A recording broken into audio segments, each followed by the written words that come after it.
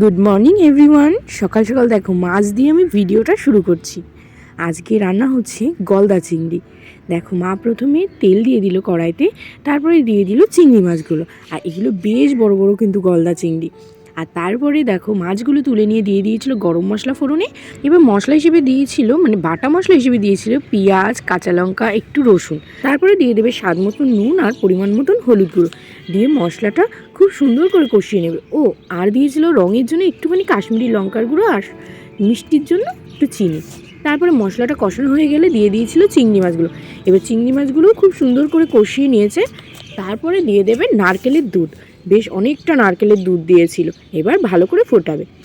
আর এইদিকে দেখো মা সকাল সকাল একটু সবার জন্য করে দিয়েছি দুধ চা আর বিস্কুট। মার তো ওইদিকে গলদা চিংড়ি রান্না হয়ে গেছে, মার মটনও রান্না হয়ে গেছে, তাই আমাদের একটু সবার দিয়েছে মটন টেস্ট করতে।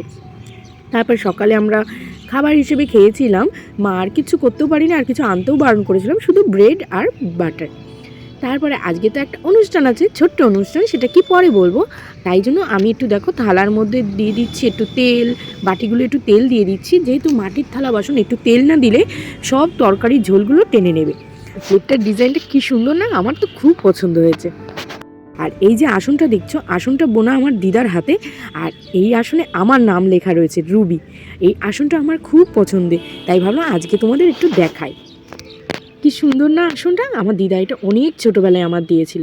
আর এইদিকে দেখো মার চলে এসেছে কুকুর। কুকুরটার পা নেই, খুব ভালো কুকুর, আমার মার নাকি গায়ের মধ্যে উঠে পড়ে, তাই রায়ান একটু এসছে বিস্কুট দিতে। এইদিকে আমার মাসি শাশুড়িরা চলে এসেছে। এই যে মাসির শাশুড়ি ছোটো মেয়ে, এটা পিসি শাশুড়ির মেয়ে, আর রায়ান, সবাই মিলে খেলা করছে।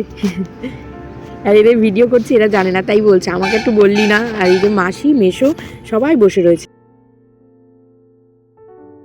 আর এইদিকে দেখো মামুনি সব খাবার দাবার রেডি করছে, ফুল দিয়ে গোছাচ্ছে। তা ফুল দিয়ে আর গোছাবে কি, আমার ছেলেই সব ঘেটে করে দিয়েছে, সব মিষ্টিগুলোর মধ্যে ফুলের গাদা সব ফেলেছে।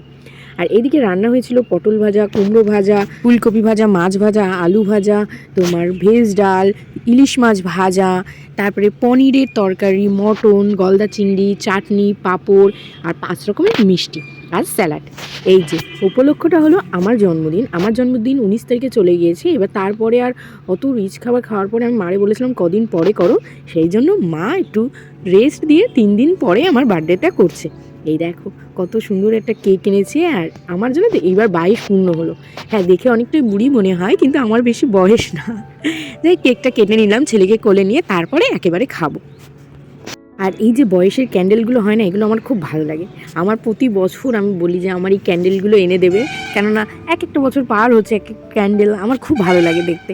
আর এই দেখো সবাই মিলে এবার একটু কেক খাইয়ে দিচ্ছে, ছোটো ননদ খাইয়ে দিল, মা খাইয়ে দিচ্ছে, মামুনি খাইয়ে দিয়েছে, তারপর মাসি শাশুড়ি খাইয়ে দিয়েছে, সবাই খাইয়ে দিয়েছে।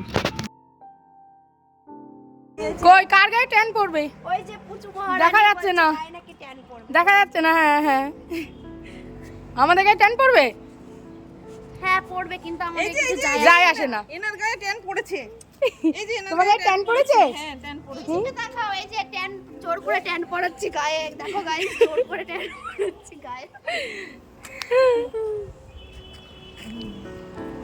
কোথায় গেল বাচ্চাটা?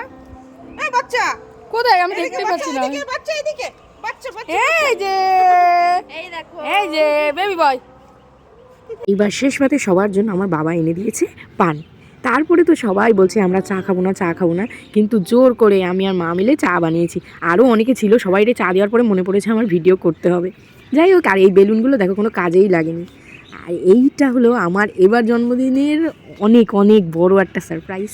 আমার ফোনটা খারাপ হয়ে গেছিলো, রায়ানের বাবাই বলেছিল দেবে, কিন্তু এই যে জন্মদিনে ও দেবে আমি তো ভাবতেই পারিনি। দেখি হঠাৎ রাতে আমার জন্য ফোন নিয়ে এসছে।